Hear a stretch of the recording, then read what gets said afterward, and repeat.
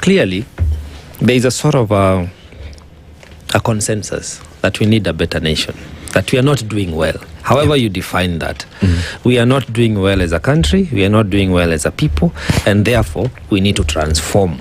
We need a paradigm shift. If we continue with how we've been doing our politics, how we've been governing ourselves, and how we've been financing that governance, we are only growing ourselves into poverty in very many multidimensional ways. So there has to be change. We seem to agree on that note.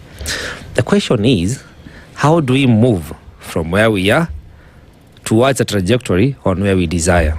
Because amongst you as a youth, there are those who are still saying, no, let's have a continuation of this regime for another 5 years. You've heard that. And then there are others who are strongly saying, no, we need to change. And even as we change, we want the young people to get into these offices. The argument also from other quarters is that these young people want to get into this office because they don't have jobs. They're simply seeking to secure jobs. They are not seeking to serve the nation. So you see, there are variations depending on who is telling the story. So the question is, how do we move as a nation? Because every nation that has risen, we've been given examples of Singapore, but there are many others, rose because the people sought to build their nation, sought to assume positions of servitude. These people, I don't refer to anybody as a leader. The president is not my leader. The president of Kenya, William Ruto, is my employee. I pay him to do the job. The governor, the same. They are not leaders in any sense. They are people whom we pay to execute certain mandate. Do we have that understanding that we are seeking to hire people, fire and hire people in 53 weeks, 54 weeks? And are we ready to know, or rather to start that journey of moving from where we are to where we need to go? Let's hear Abok first. Okay. That question, I can start it by, you see, democracy allows anyone to vie and to contest freely. And we understand that democracy is a rule of the people, by the people, and for the people. Now, the change that we want, I think before the late Raila Odinga died, he said that we need to have a national conclave dialogue where all generations needs to sit somewhere. We have a conversation on how we want to move our nation to the next level. We needed to change our constitution. To me, we were told when this constitution came to be that 75% is good, then 25% is bad. And by that time we were told, let us pass it so that we check on how we can change it. For us to move forward, we need to start a conversation on how we can amend or review our constitution.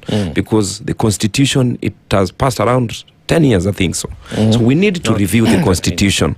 And this constitution, it should now allow youths to participate in it. We need to bring the memorandums, the policies that we want it to address. So from where you stand, yes, what we are having is a constitutional crisis. If we amend the constitution, we may realize some of the ideas. Why am I saying this?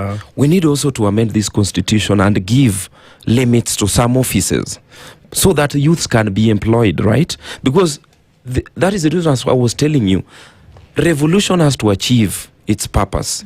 Our agencies went to the street only to fight for the bad finance bill.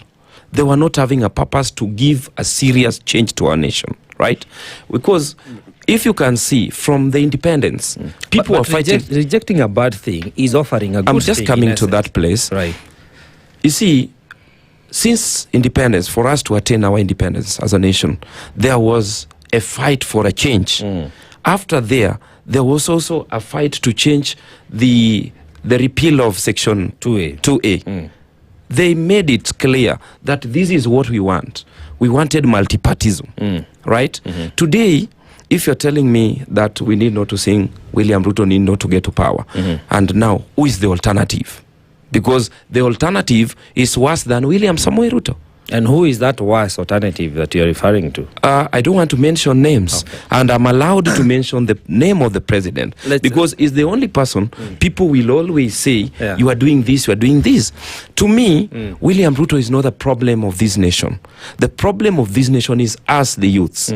If we can define ourselves, if we can reorganize ourselves, and we know what we want to achieve, then we are going to get a better Kenya. But from what I'm seeing, I'm telling you, even if these Gen Zs be given the presidency, in fact, we are going to have a messed nation. I have a question. Let's hear the I have a question. As you respond to that, you know, we will cheapen the movement that happened in 2024 if we just look at it as